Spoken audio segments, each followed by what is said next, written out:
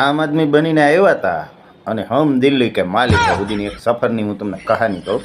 યમુનાજી સાફ કરવાની વાત કરતાં કરતાં સેંકડો હિન્દુઓને દિલ્હીમાંથી ધર્મ પરિવર્તન કરાવીને સાફ કરી નાખ્યા હતા. દેશને માટે જેને જીવ દીધો હતો ને એના માટે બે શબ્દ બોલવાનો સમય નહોતો અને ટુકડે ટુકડે ગેંગનો પ્રચારય કરી દીધો હતો. દેશને જ્યારે ઓક્સિજનની જરૂર પડી ને પૂરું નહોતું કરી ગયા અને રોહિંગ્યાઓને બધી સુવિધા દીધી હતી. મંદિરની જગ્યાએ હોસ્પિટલ બનાવવાની વાતો કરતા હતા પણ છેલ્લે અમુક ધર્મના લોકોના પગારે કરી દીધા હતા. ઝુગ્ગીવાળા તો બિચારા ઝુગ્ગીમાં જ રહેતા હતા. 10 વર્ષ પછી શીશ મહેલ શેરડીએ બનાવી લીધો હતો.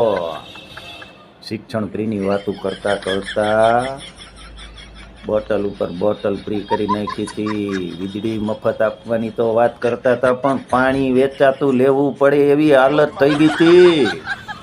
મોડર્ન સ્કૂલની વાતો કરતા હતા ને મોડર્ન જેલું બનાવી દીધી હતી મસ્ત મસાજ પાર્લર વાળી. હા, સંવિધાન બચાવવા નીકળ્યા હતા પણ એકય સંવિધાનિક સંસ્થાને દાવ નતા દેતા સરજી. છેલ્લે જનતાએ ફેસલો દીધો ને તો અહીંયા ઘર ભેગા થયા. વાત સાચી લાગે ને? મારા ઓલા શેર કરી નાખો. હાલો ધબ ધબાટી બોલાવવાની છે. આ ફાકા ફોજદારી અહીંયા કરવા નીકળી ગયા છે ને એને મોરે મોરો દઈ ગયો. હાલો.